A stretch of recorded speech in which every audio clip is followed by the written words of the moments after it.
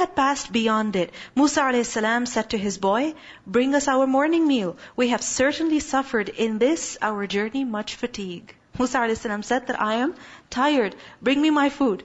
You see, prophets were human beings. They used to get hungry. They used to get tired. And sometimes we also get tired, actually a lot, right? We get hungry and thirsty also, and that is perfectly normal. That's normal. And there's no harm in talking about it, like Musa a.s. is telling his servant that I am tired. Bring me my food. I'm hungry. So there's nothing wrong in saying that as long as a person is not complaining. He said, "Did you see when we retired to the rock? Do you remember when we rested? Indeed, I forgot there the fish. You were resting, I was watching, and the fish, I forgot it. And none made me forget it except shaitan, that I should mention it to you. Because the fish, it took its course into the sea amazingly." This shows that Musa a.s. was resting, and the boy was watching, Yusha bin Nun was watching, and he saw the fish escape. And that meant that they had reached the exact point where they were to meet Al-Khidr. But Musa a.s. was resting, so he didn't disturb Musa a.s. And when Musa a.s. woke up, what happened? He forgot to tell him. And they continued on their journey. They went past the destination. And he said, "Shaitan made me forget." Now imagine, they have no food because the fish is gone. And they have also passed the destination. Imagine the hunger and the worry. Imagine that now they have to go back in order to reach the destination. And going back when you're lost in your journey, that's the most difficult part. Even if it takes a few minutes, it's very, very difficult. It's very heavy on you. But the thing is that when a person is out in order to seek knowledge, then Allah will surely test him.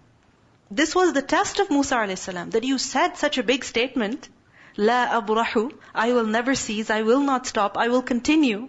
So now, will you continue? Or will you give up? Will you continue or will you give up? So we see over here, Musa a.s., he's suffering, he's hungry, he's tired, and now he has to go back. You see, rihla fi talab al-ilm, it requires effort and sacrifice. And we see this in the lives of the people who really learned, preserved, and taught knowledge. You know, Imam al-Shafi'i, there's a story about him. It is said that once he was going with some of his friends, they were traveling. And of course, he was a person of knowledge, he was of the Ahlul Ilm, so if they were traveling for the purpose of either seeking more ilm or teaching it or something like that. So, it is said that they had with them some food, and it was some chickens that were cooked, roasted. And they had tied them up in a bag or something, and they continued on their journey.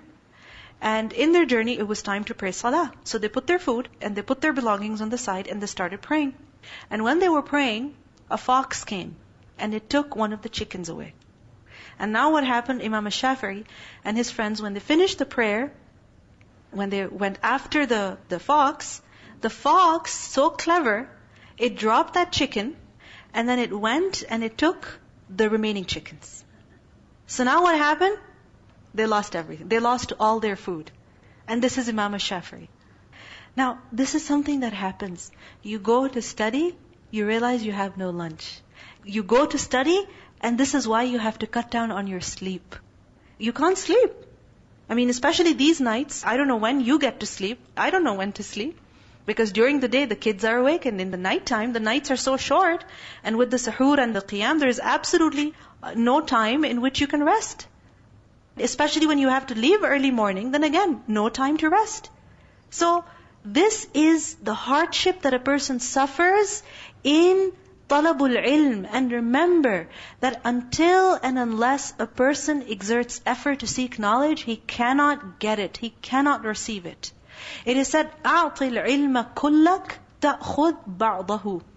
You give all of yourself to knowledge, all of yourself. Mentally, physically, you invest yourself. You throw yourself, like you literally give all of yourself in order to seek knowledge. And then what will you get?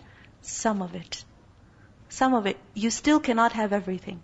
Meaning seeking knowledge is not something that is simple. It requires a lot of effort. It requires a lot of determination, a lot of sacrifice. Musa a.s. said, that is what we were seeking. So they returned, following their footprints. فَوَجَدَ عَبْدًا مِّنْ عِبَادِنَا. And they found a servant from among our servants, to whom we had given mercy from us, and had taught him from us a certain knowledge. Who was this? Al-Khidr. Eventually they found him. قَالَ لَهُ مُوسَى Musa alayhi salam said to him, may I follow you on the condition that you teach me from what you have been taught of sound judgment? Notice how the student is taking the permission of the teacher. May I learn from you? What happens today? Well, I've submitted the form, I better get admission. We take it for granted. Or we are being begged, come and learn, come and study, come on. And look at Musa alayhi salam, so humble. May I learn from you? Would you please teach me? And again, this shows his eagerness to learn. Because until a person himself wants to learn, nobody can force knowledge down their throat. Nobody can do that. We ourselves have to be eager. He said, indeed with me, you will never be able to have patience. And how can you have patience for what you do not encompass in knowledge? Meaning this is something very hard. This is something that you will find very difficult. You won't be able to observe patience. Musa a.s. said, you will find me if Allah wills patient, and I will not disobey you in any order. So a good student listens to the teacher. He said, then if you follow me, do not ask me about anything until I make to you about it mention. In other words, no questions allowed, not even wise. So Musa a.s. agreed, and they both set out until they had embarked on a ship. Al-Khidr tore that ship apart, open. Meaning he made a hole in that ship. Musa a.s. said, have you torn it open to drown its people? You have certainly done a grave thing. Al-Khidr said, Alam aqul innaka lan tastati'a ma'iya sabra? Did I not say that with me you would never be able to have patience? Did I not tell you that you won't be able to be patient over this ilm? Musa a.s. said, do not blame me for what I forgot. Musa a.s. is showing humility here. And do not cover me in my matter with difficulty. So they set out. Al-Khidr forgave. Until when they met a boy, Al-Khidr killed him. Musa a.s. said, have you killed a pure soul for other than having killed a soul? Meaning an innocent child you've killed? You have certainly done a deplorable thing. Meaning this is something very serious. How could you do it? Inshallah, we'll conclude over here. سبحانك اللهم وبحمدك أشهد أن لا إله إلا أنت أستغفرك وأتوب إليك